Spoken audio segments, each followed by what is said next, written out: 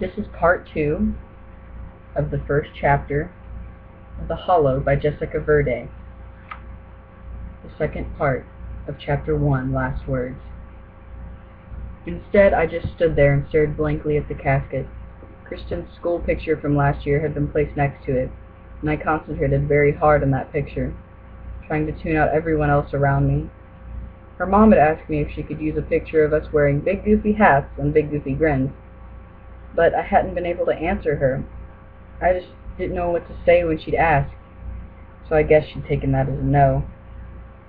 Looking at that plain school picture, I suddenly wished that I had said yes.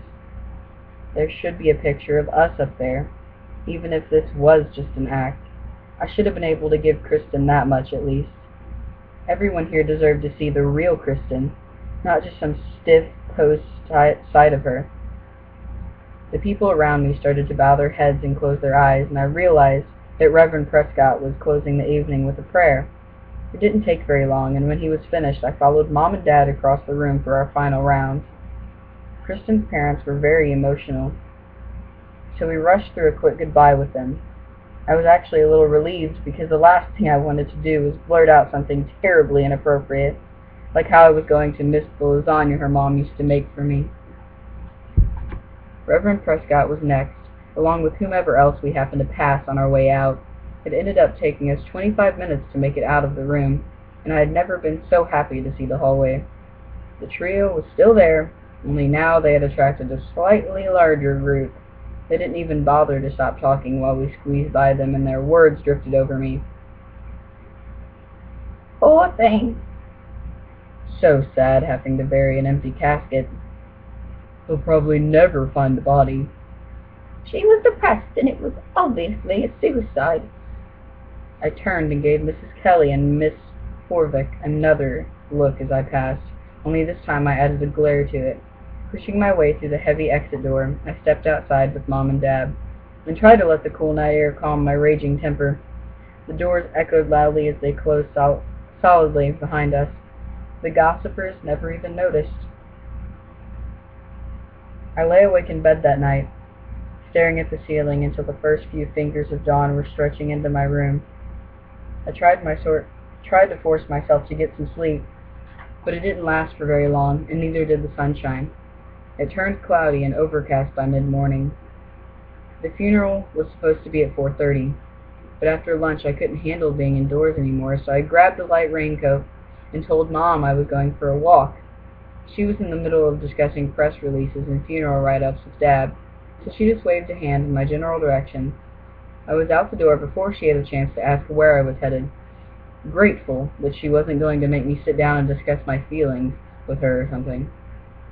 Not really knowing where to go, I started walking slowly up the hill that led away from the house. A chilly breeze blew by, and I stopped for a minute to shrug on the yellow coat, stuffing a hand deep inside of each pocket.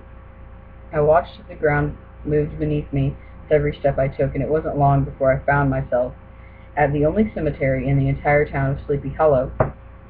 It stretched for miles, and Kristen and I had come here practically every day. It was our cemetery. Slipping through the large iron gates that guarded the main entrance, my feet automatically found the well-worn pathways that we had walked so often. I took my time, wandering past the grassy hills, weaving around the trees and bushes, and stopped every now and then to look around. There was always something interesting to see each time I came here, whether it was a freshly tended gravesite or a toy positioned on top of a tombstone. It always varied. But every once in a while, something strange and unusual would appear, something that made you wonder why that particular item had been left and what the story behind it was. Today, it was a chair.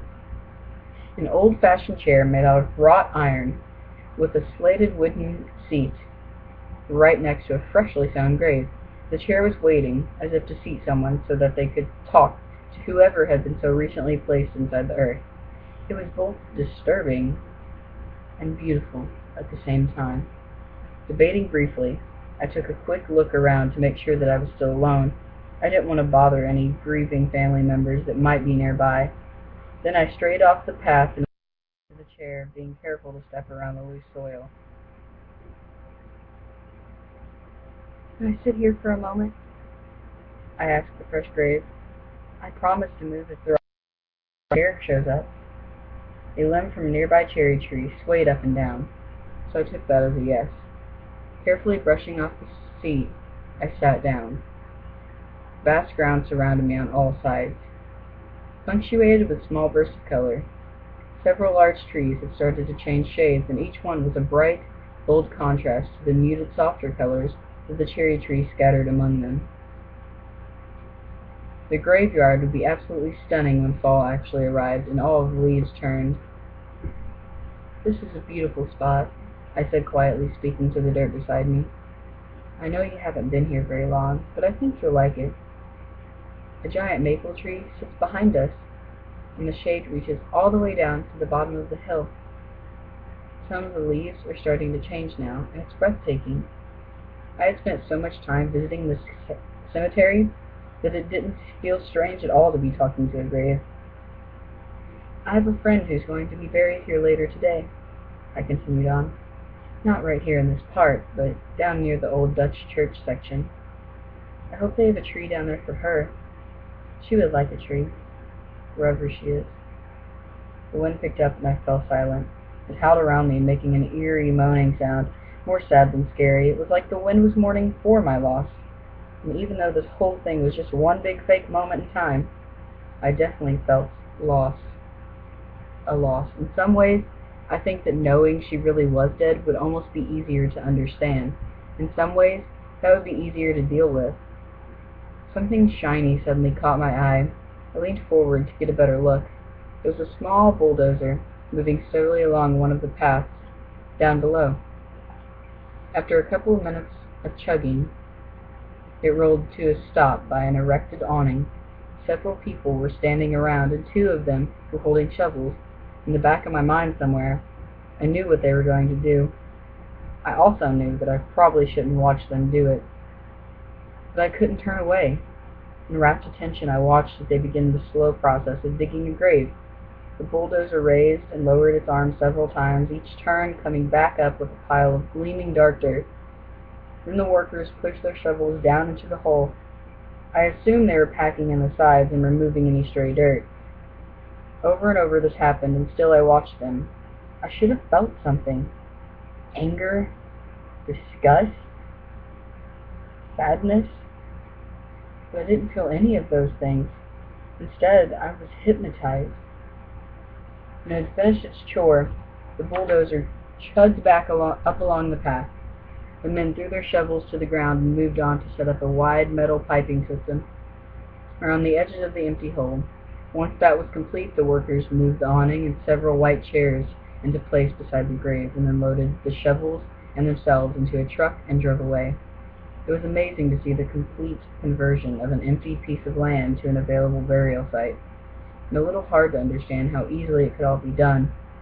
The wind moaned again, and several raindrops fell onto my head. I had completely lost track of time, and I probably needed to get back home to get dressed for the service. Out of the corner of my eye, I saw a dark shadow move, but when I faced the direction that I thought it had gone, there was nothing there.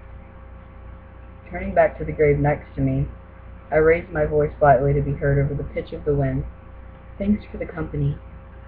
I stood up from the chair and gave a farewell salute before carefully stepping onto the path. I glanced one more time over my shoulder, but the shadow was gone. That was when the sky opened up.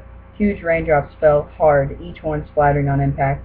I tucked my hands back inside my raincoat so that at least one part of me would stay dry, even if it was only a small part. The pathway along the graveyard turned slick with water and mud, and it splashed along the bottom of my jeans and shoes as I walked. Unfortunately, I was still pretty far from where I'd entered, and even farther from my house. I had nothing but a long, wet, miserable walk home to look forward to. That is the end of Chapter 1, and I will soon begin Chapter 2 in the following video. Chapter 2 is called Funeral.